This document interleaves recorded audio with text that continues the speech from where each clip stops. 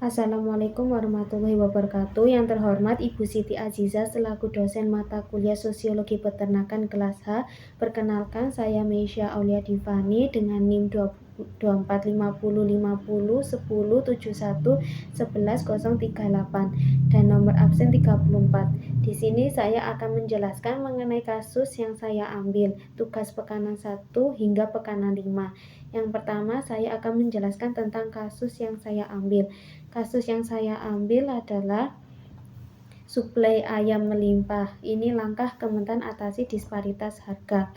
Jadi Kementan melalui Direktorat Jenderal Peternakan dan Kesehatan Hewan mencatat sampai bulan ini potensi kebutuhan daging ayam ras tahun 2019 sebesar 3 juta ton atau rata-rata 200 ton per bulan.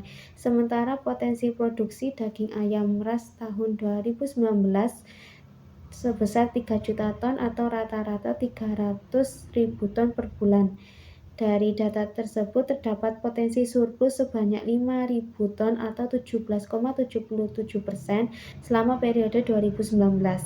Namun demikian, dari data potensi di atas, realisasi sesungguhnya sampai saat ini sebesar 2 juta ton atau per bulan 200.000 ton. Artinya terdapat surplus sampai saat ini sebesar 7,29% dari kebutuhan nasional. Dari surplus sebanyak 7,20% sebenarnya sangat ideal untuk cadangan pangan khususnya daging unggas secara nasional.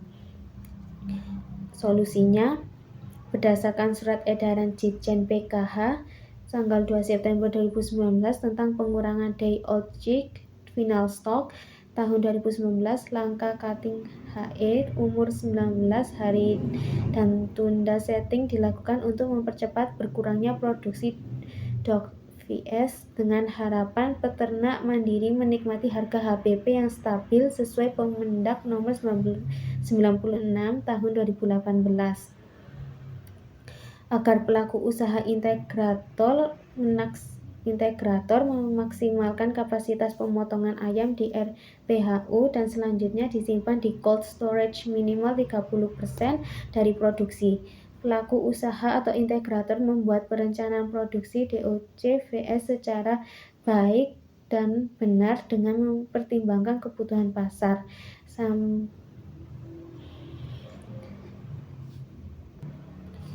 Kementan juga meminta para peternak mematuhi surat edaran Ditjen PKH nomor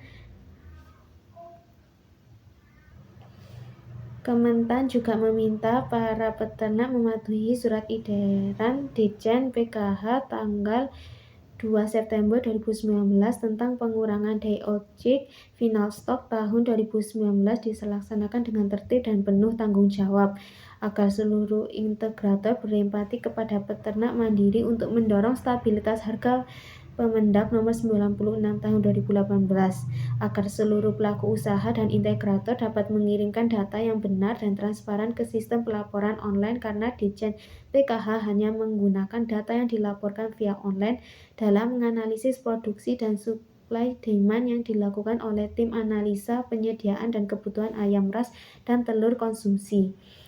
Kesimpulannya, daging ayam ras mengalami kelebihan produksi di Indonesia pada tahun 2019 karena potensi produksi yang lebih tinggi dibandingkan permintaan sebenarnya.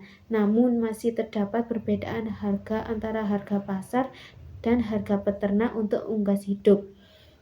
Guna menjaga stabilitas harga dan mencegah terjadinya protes, Kementerian Peternakan melalui Direktorat Jenderal PKH meminta penurunan produksi DOC/VS dan pengelompokan persediaan secara hati-hati. Untuk menjaga keseimbangan pasar, pelaku usaha diharapkan mematuhi undang-undang dan memberikan pelaporan data yang transparan.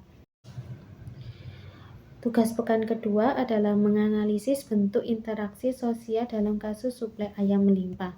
Yang pertama, interaksi asosiatif, kerjasama antara Ditjen PHK dengan masyarakat atau peternak ayam dengan melakukan penyuluhan tentang pengurangan day old chick final stock tahun 2019, langkah cutting umur 19 hari dan tunda setting dilakukan untuk mempercepat berkurangnya produksi DOC/VS dengan harapan peternak mandiri menikmati harga HPP yang stabil sesuai Permendag Nomor 96 Tahun 2018. Yang kedua ada interaksi disosiatif. Konflik antara peternak ayam dengan pemerintah yaitu daging ayam ras mengalami kelebihan produksi di Indonesia pada tahun 2019 karena potensi produksi yang lebih tinggi dibandingkan permintaan sebenarnya. Namun masih terdapat perbedaan harga antara harga pasar dan harga peternakan untuk unggas hidup.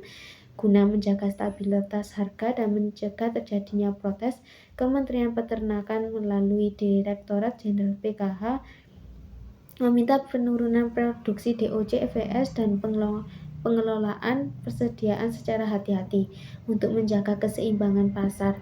Selaku usaha diharapkan mematuhi undang-undang dan memberikan pelaporan data yang transparan.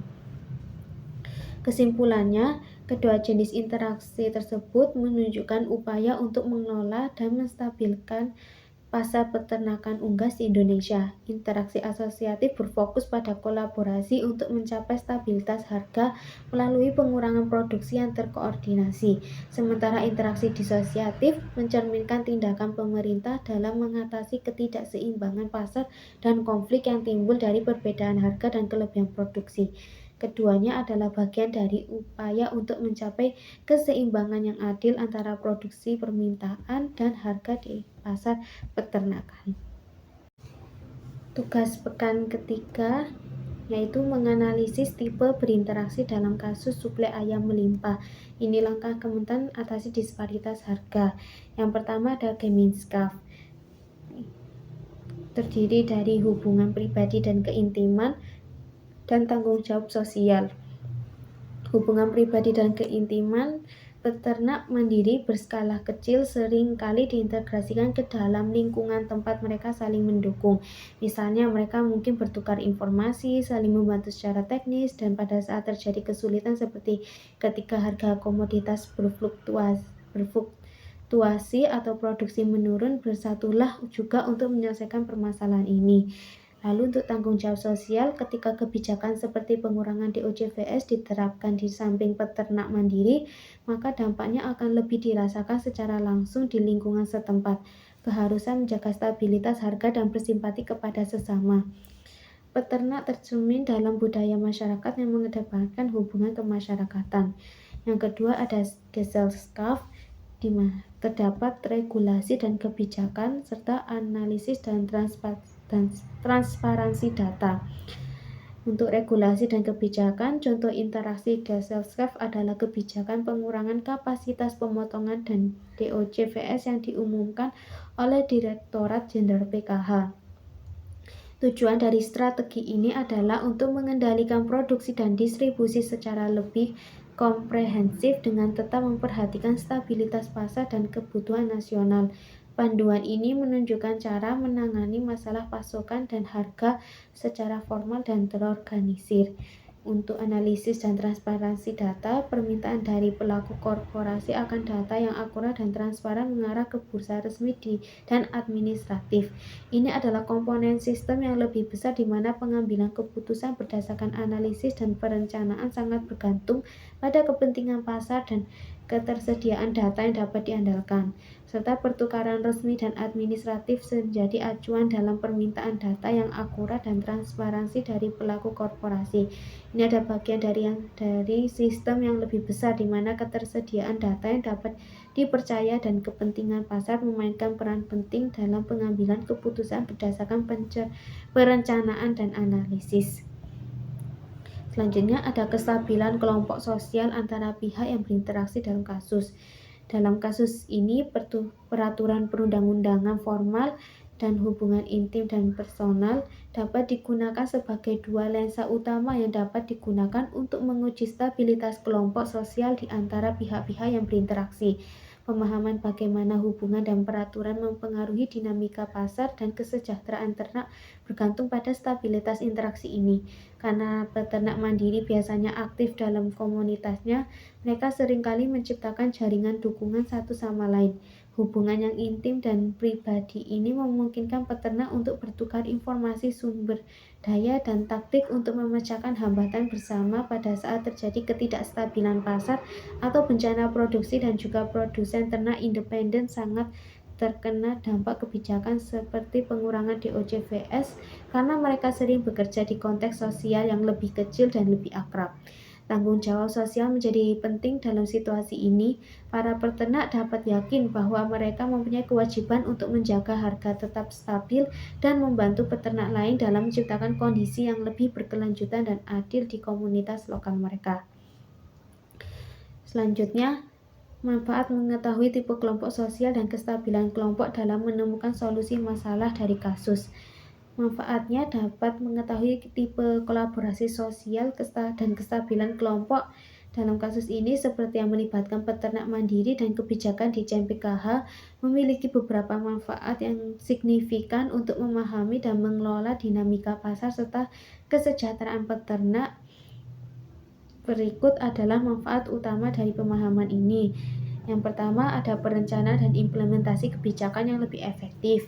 Yang kedua, meningkatkan kesejahteraan peternak dan stabilitas pasar.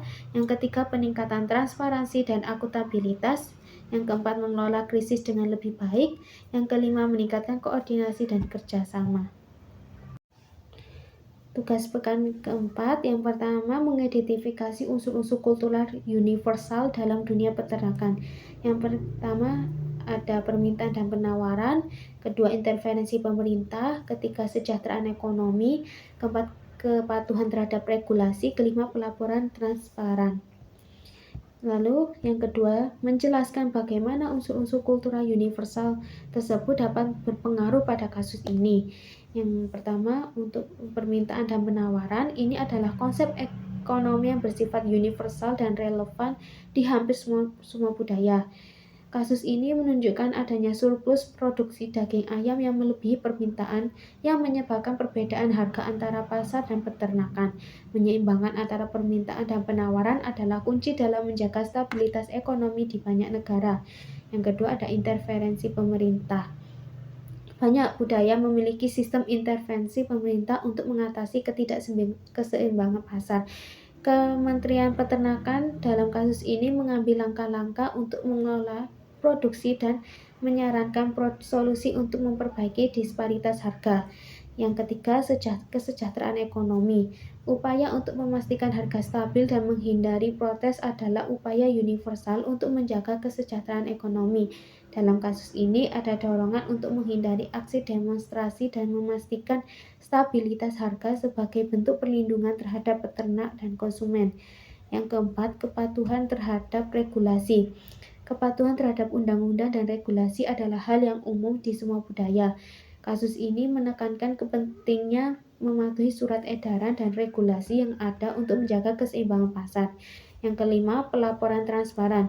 Sistem pelaporan data yang transparan adalah praktik yang penting secara universal untuk memastikan akurasi dan keadilan dalam pengelolaan sumber daya.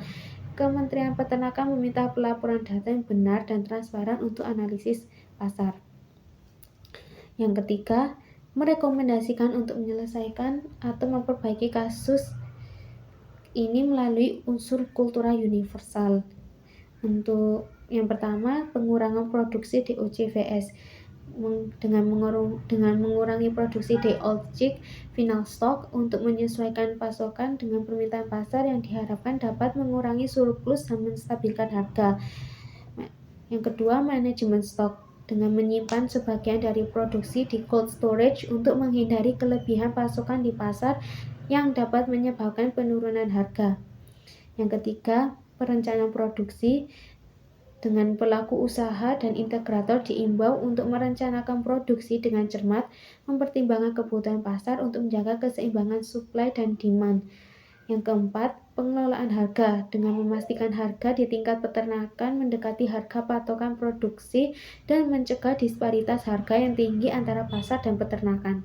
Yang kelima, pencegahan aksi demo. Dengan mencegah aksi demonstrasi dengan menciptakan situasi pasar yang lebih stabil dan kondusif untuk mencegah ketidakstabilan sosial dan ekonomi. Untuk tugas pekan 5, yang pertama posisi strata sosial dari masing-masing pihak yang berinteraksi dalam kasus ini dalam industri peternakan. Lalu menjelaskan alasan mengapa saya menempatkan pihak-pihak dalam posisi tersebut. Yang pertama ada peternak mandiri. Posisinya kelas menengah bawah. Alasannya peternak mandiri seringkali memiliki sumber daya terbatas dan bergantung pada harga pasar. Mereka menghadapi tantangan dalam memproduksi daging ayam yang kompetitif, terutama saat terjadi disparitas harga dengan pasar. Yang kedua ada integrator, posisi kelas menengah atas. Alasannya, integrator memiliki lebih banyak sumber daya, kontrol atas rantai pasok, dan kemampuan untuk mempengaruhi harga di pasar. Mereka berperan penting dalam distribusi dan memiliki akses yang lebih baik terhadap informasi pasar. Yang ketiga, Kementerian Peternakan, posisi otoritas pemerintah. Alasannya, Kementan memiliki kekuasaan regulasi dan pengawasan terhadap industri. Mereka bertanggung jawab untuk menjaga stabilitas harga dan pasokan, serta menerapkan kebijakan yang mempengaruhi semua pelaku usaha. Yang keempat, konsumen, posisi kelas menengah. Alasannya, konsumen adalah pihak yang memiliki daya beli dan mempengaruhi permintaan pasar. Meskipun tidak terlibat langsung dalam produksi, mereka memiliki pengaruh signifikan terhadap harga melalui perilaku belanja mereka. Yang kelima, pedagang dan pengecer, posisi kelas menengah. Alasannya, pedagang dan pengecer berfungsi sebagai perantara antara peternak dan konsumen. Mereka memiliki pengaruh terhadap harga jual, tetapi seringkali terjebak dalam ketidakpastian harga. Lalu tugas kedua, adakah social mobility yang bisa saya temukan dalam kasus peternakan ini? Yang pertama ada kesejahteraan peternak mandiri. Dengan adanya surplus daging ayam, peternak mandiri diharapkan dapat menikmati harga yang stabil. Ini berpotensi meningkatkan pendapatan mereka yang dapat memperbaiki kualitas hidup dan akses mereka terhadap pendidikan serta layanan kesehatan. Yang kedua, pemberdayaan melalui kebijakan. Kebijakan yang mengatur pengurangan DOC memberikan kesempatan bagi peternak untuk beradaptasi dan mengelola produksi mereka. Dengan pemahaman yang lebih baik tentang pasar, peternak dapat meningkatkan kapasitas mereka dan menciptakan peluang usaha yang lebih baik. Yang ketiga, keterlibatan dalam rantai pasok. Ketika peternak mandiri berkolaborasi dengan integrator dan mengikuti pedoman pemerintah, mereka dapat lebih terlibat dalam rantai pasok yang lebih luas. Hal ini meningkatkan akses mereka ke pasar dan dapat memberikan mereka posisi yang lebih baik dalam industri. Yang keempat, stabilitas ekonomi lokal. Jika harga ayam stabil dan peternak mandiri dapat beroperasi dengan baik, ini akan berdampak positif pada ekonomi lokal. Pendapatan yang lebih baik bagi peternak bisa meningkatkan pengeluaran mereka dalam komunitas, memperkuat perekonomian daerah.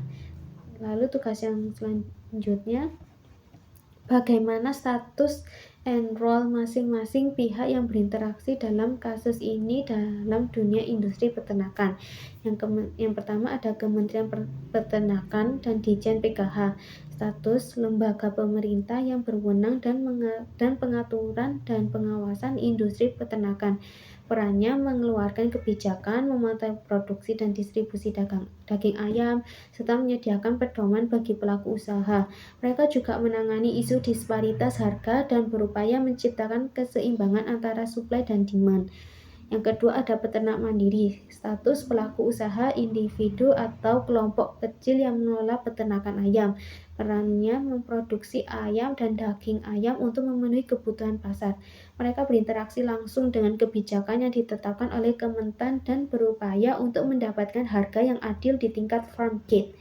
Yang ketiga, integrator, statusnya perusahaan besar yang mengelola rantai pasokan daging ayam, mulai dari pemeliharaan ayam hingga distribusi. Perannya memastikan ketersediaan produksi di pasar, mengatur produksi DOC, dan memfasilitasi peternak mandiri. Integrator juga bertanggung jawab untuk mengumpulkan dan melaporkan data yang diperlukan untuk analisis pasar. Yang keempat, konsumen. Statusnya pembeli akhir yang membutuhkan daging ayam untuk konsumsi. Perannya memengaruhi permintaan di pasar yang selanjutnya berdampak pada harga dan produksi. Preferensi dan kebutuhan konsumen menjadi salah satu faktor penting dalam perencanaan produksi. Yang kelima, pihak lain atau stakeholders. Statusnya termasuk lembaga penelitian, organisasi peternakan, dan masyarakat umum. Perannya memberikan masukan dan rekomendasi, serta terlibat dalam advokasi untuk kepentingan peternak mandiri. Mereka juga berkontribusi dalam pemantauan isu-isu sosial dan ekonomi yang terkait dengan industri peternakan. Itu saja penjelasan dari saya. Mohon maaf jika ada salah kata. Terima kasih. Wassalamualaikum warahmatullahi wabarakatuh.